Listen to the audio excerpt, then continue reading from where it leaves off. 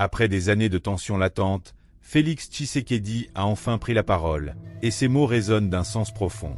Ce n'est plus le président calme et réservé que le monde connaissait. Non, c'est un Félix Tshisekedi décidé à tout dévoiler. Ce que vous ignorez, c'est que nous avons été trahis. Ce qui se passe à l'est de la RDC n'est pas une simple guerre. C'est un plan méticuleusement orchestré par des forces extérieures, et l'un des principaux responsables est Paul Kagame. Ces paroles ont retenti avec force. Les caméras ont tremblé, et le monde a écouté avec une attention accrue, car Félix Tshisekedi ne parlait pas seulement de Kagame, mais d'un réseau complexe de manipulation géopolitique et économique qui enserre le Congo. Paul Kagame, le président du Rwanda, a toujours maintenu une position ambiguë face au conflit qui secoue la RDC. Sous prétexte de protéger son pays des menaces venant de l'Est, il a constamment justifié ses interventions militaires en territoire congolais. Mais Tshisekedi a révélé que cette prétendue protection dissimule des intentions bien plus obscures que ce que le public imagine.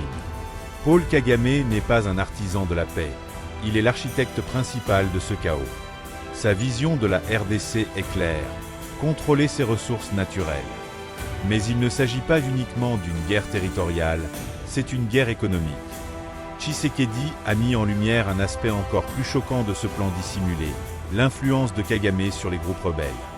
Selon des informations de sources internes, Kagame aurait soutenu pendant des années des milices afin de déstabiliser l'Est du Congo et d'affaiblir politiquement la RDC. Son objectif ? Créer une instabilité permanente pour s'assurer le contrôle des vastes richesses naturelles de la région. Ce que Paul Kagame a toujours ambitionné, c'est d'affaiblir la RDC. Vous croyez que la guerre à l'Est est un conflit tribal ? C'est une guerre pour la mainmise sur l'or, le coltan, le diamant et les autres ressources dont la RDC regorge. Tshisekedi ne s'est pas arrêté là. Il a également évoqué des accords secrets entre certaines puissances et le Rwanda, visant à isoler la RDC sur la scène internationale tout en favorisant les intérêts de Kagame. L'attaque n'a pas seulement ciblé Kagame, mais aussi des pays et des entreprises internationales qui profitent de cette guerre pour piller la RDC. Tshisekedi a fait allusion à des preuves accablantes de financement occulte, de livraison d'armes et de complicité invisible. Il ne s'agit pas uniquement de Kagame, mais de forces obscures, de multinationales, de puissances étrangères qui alimentent ce conflit.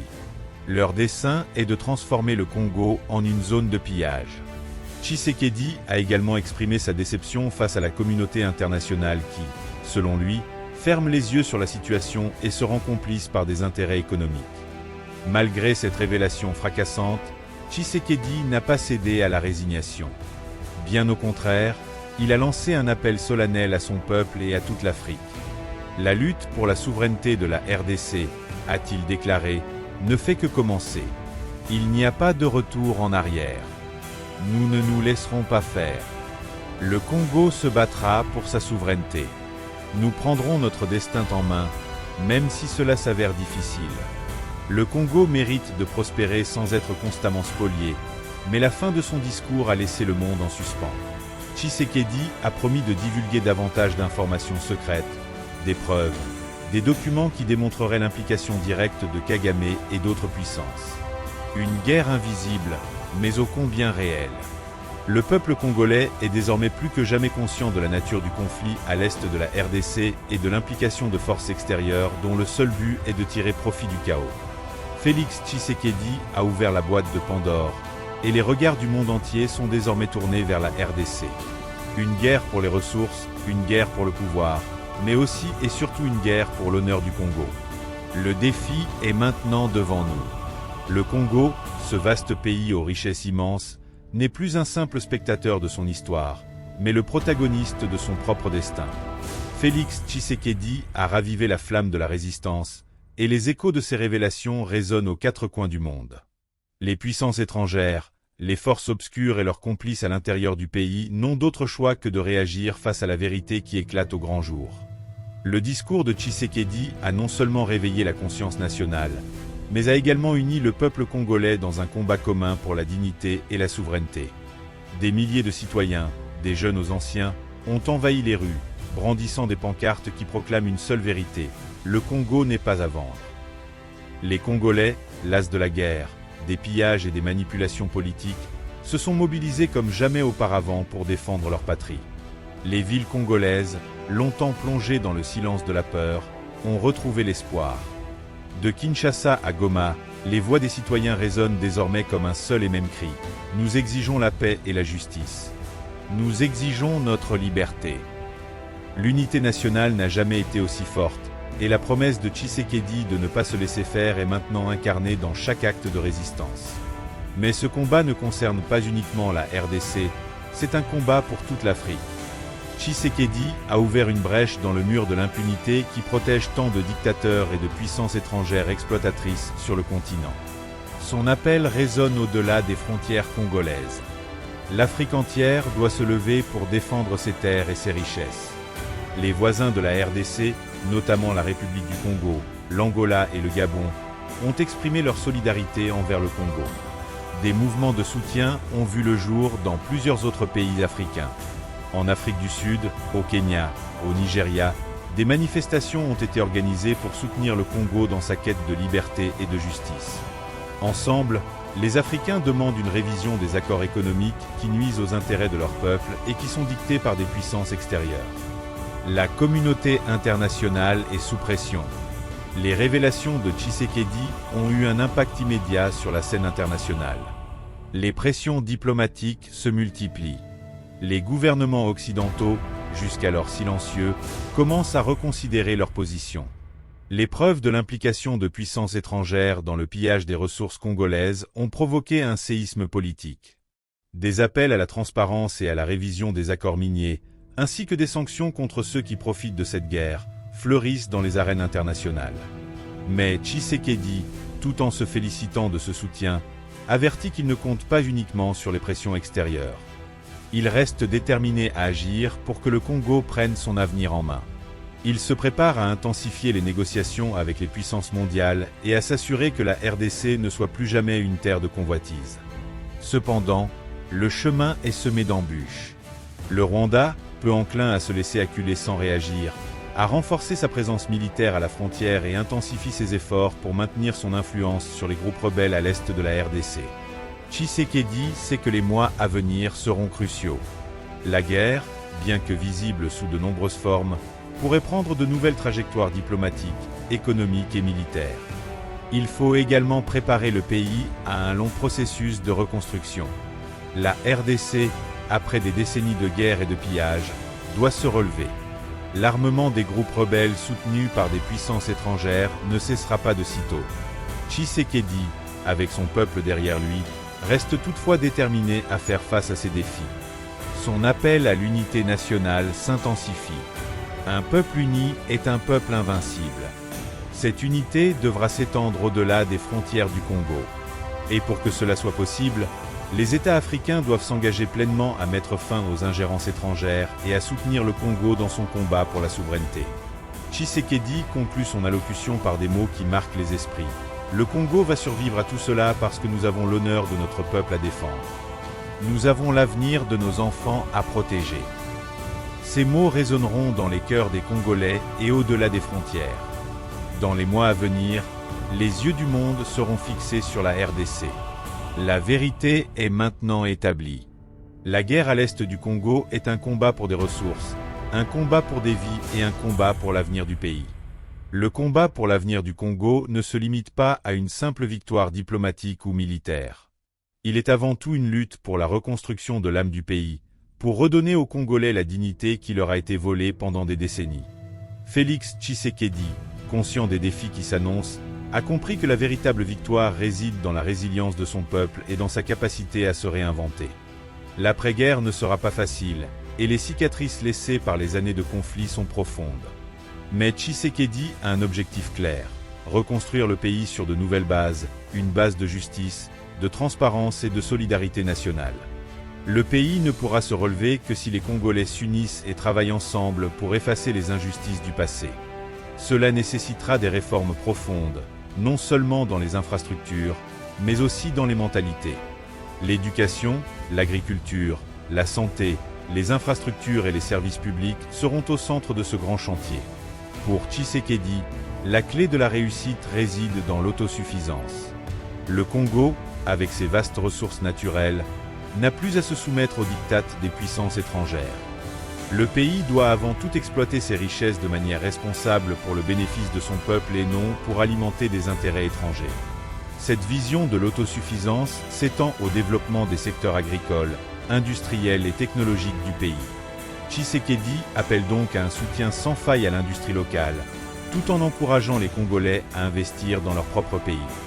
Les entreprises congolaises, des petites aux grandes, doivent être soutenues et protégées, car ce sont elles qui créeront les emplois et feront la richesse du pays. Le secteur minier, longtemps contrôlé par des puissances étrangères, doit également faire l'objet d'une révision profonde pour garantir que les bénéfices soient utilisés pour développer le pays et non pour financer des guerres ou des projets étrangers. Le peuple congolais, fort de ses luttes passées, est aujourd'hui plus déterminé que jamais. Les jeunes, longtemps marginalisés, prennent la parole et mènent des initiatives locales pour transformer leur communauté. Des mouvements de jeunes entrepreneurs émergent dans les villes, mais aussi dans les villages, animés par une volonté de changer le visage du Congo. La société civile, longtemps réprimée, commence également à s'organiser. Des organisations de défense des droits humains, des syndicats, des associations communautaires et des ONG locales se mobilisent pour créer un Congo plus démocratique et plus équitable. C'est dans cette dynamique collective que réside la véritable force du pays. Une population éveillée, prête à défendre ses acquis et à se battre pour un avenir meilleur. La diaspora congolaise, dispersée aux quatre coins du monde, joue également un rôle crucial dans ce processus de reconstruction. Depuis des années, les Congolais de l'étranger ont observé avec douleur les souffrances de leur pays. Beaucoup d'entre eux, malgré la distance, ont continué à soutenir des initiatives locales ou à alerter le monde sur la situation au Congo. Aujourd'hui, ils sont appelés à revenir, à investir, à partager leurs compétences et leurs ressources pour participer activement à la reconstruction du pays. Tshisekedi sait que la route vers la paix et la stabilité passe par la diplomatie, mais une diplomatie audacieuse. La RDC, sous sa présidence, a décidé de prendre son destin en main et de ne plus se laisser dicter sa politique par des puissances étrangères. Les relations diplomatiques doivent être fondées sur le respect de la souveraineté nationale et sur des partenariats équilibrés. Tshisekedi multiplie les rencontres avec les chefs d'État africains et les leaders mondiaux, cherchant à bâtir un réseau de soutien pour la RDC et à ouvrir de nouveaux horizons économiques et politiques pour le pays. Bien sûr, la route sera semée d'embûches. Les forces internes et externes qui ont profité du chaos du pays ne se rendront pas sans lutte. Les groupes rebelles, soutenus par des puissances étrangères, continueront probablement leurs tentatives de déstabilisation. Le gouvernement devra être vigilant et stratégique dans ses actions, tout en poursuivant les efforts de paix à l'Est et dans les régions affectées par les conflits. Les réformes politiques, la lutte contre la corruption et la mise en place d'un système judiciaire efficace et équitable seront aussi des défis majeurs. Tshisekedi a promis d'agir avec fermeté, mais il sait que la transformation prendra du temps. Le processus de démocratisation du Congo, bien que prometteur, restera fragile tant que les fondements de l'état de droit ne seront pas solides et que la paix ne régnera pas sur toute l'étendue du territoire. Pourtant, au cœur de cette lutte se trouve l'espoir d'un Congo réconcilié avec lui-même, un Congo qui retrouvera sa place parmi les nations respectées, un Congo où la richesse naturelle ne sera plus un fardeau, mais une bénédiction pour les générations futures, un Congo où les enfants n'auront plus à fuir la guerre, mais pourront grandir dans un environnement sûr, prospère et juste. L'avenir du Congo ne dépend pas seulement des leaders politiques, mais de chaque Congolais, de chaque citoyen, de chaque jeune qui rêve d'un pays meilleur. Félix Tshisekedi, en élevant la voix pour dénoncer l'injustice, a ouvert une porte vers un avenir que les Congolais devront bâtir eux-mêmes. Le combat pour l'avenir du pays est un combat de tous les jours. Ce n'est pas un combat facile, mais c'est un combat qui vaut la peine d'être mené. Et ce n'est qu'en unissant leurs forces que les Congolais réussiront à offrir un avenir meilleur aux générations à venir. L'héritage que Félix Tshisekedi rêve de laisser au peuple congolais ne se limite pas aux gains immédiats. Il ne s'agit pas seulement de victoires diplomatiques, économiques ou militaires, mais d'un changement profond dans l'âme du pays. Un changement qui prendra des années à se concrétiser, mais dont les bases sont posées dès aujourd'hui. Pour Tshisekedi, la véritable victoire réside dans la création d'un environnement où les jeunes Congolais pourront non seulement rêver d'un avenir meilleur, mais aussi travailler activement à sa réalisation. Cela commence par une éducation de qualité, accessible à tous, indépendamment de leur statut social ou de leur région d'origine. En formant les leaders de demain, en leur donnant les outils nécessaires pour comprendre les enjeux économiques, politiques et environnementaux. Tshisekedi espère semer les graines d'un futur où chaque Congolais pourra contribuer positivement à la société. Une partie essentielle de ce processus repose sur l'émancipation des jeunes et des femmes, deux groupes trop souvent marginalisés. Tshisekedi accorde une grande importance à l'autonomisation des femmes, dont la participation à la vie politique, sociale et économique est cruciale pour le développement du pays.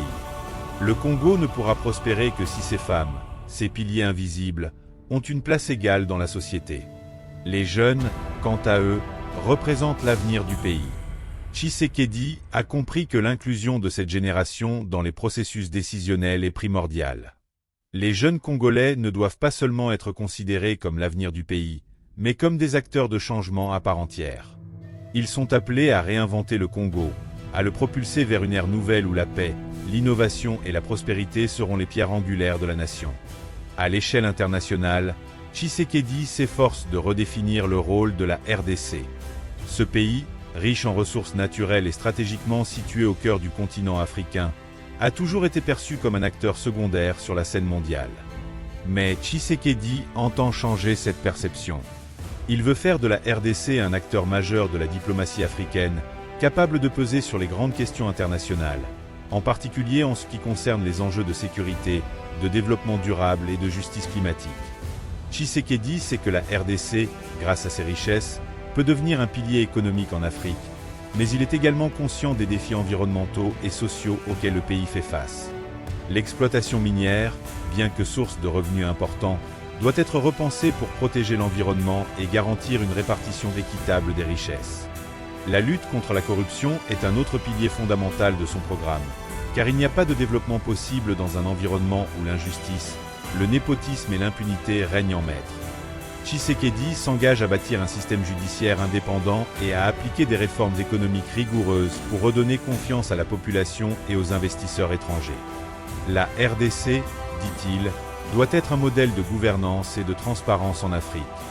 Le président congolais a également lancé une réforme en profondeur du système politique visant à rendre les institutions plus inclusives et plus responsables envers la population. Cela passe par une plus grande représentation des partis d'opposition, mais aussi par la mise en place de mécanismes de contrôle et d'audit pour assurer la transparence dans la gestion des fonds publics. Une vision à long terme. Félix Tshisekedi ne se contente pas de régler les problèmes immédiats. Il a une vision claire pour l'avenir du Congo, une vision qui transcende les frontières politiques et les enjeux de pouvoir. Ce n'est pas un homme de passage, mais un homme de conviction, un homme dont le seul désir est de voir son pays rayonner sur la scène mondiale. Il sait que les changements qu'il ambitionne ne se feront pas en un jour. Il sait que le processus sera long et semé d'embûches, mais il a une foi inébranlable dans le peuple congolais car, malgré tout, il croit que le Congo est un pays capable de se relever, de se réinventer et de devenir un modèle pour toute l'Afrique. Au fil des années, la RDC pourrait bien se retrouver sous les feux de la rampe mondiale, non pas pour ses guerres et ses conflits, mais pour ses succès dans le domaine de l'économie, de la démocratie et des droits humains. Le Congo pourrait à terme devenir un exemple de résilience et de courage pour tous les autres pays africains. Félix Tshisekedi, en incarnant cette vision d'un Congo uni, juste et prospère, a donné un but à son peuple, un but que ce dernier est déterminé à atteindre. Le chemin sera long, mais la destination en vaut la peine. Ainsi, les générations à venir connaîtront une RDC différente, une RDC où l'éducation, la justice, la santé et le développement durable seront les pierres angulaires d'un avenir radieux. Ce changement est déjà en marche. Il est visible dans les actions du gouvernement, dans les initiatives des jeunes et dans le rêve partagé par tous les Congolais, celui de voir leur pays prospérer. Enfin, le combat continue, et la RDC n'a pas encore dit son dernier mot.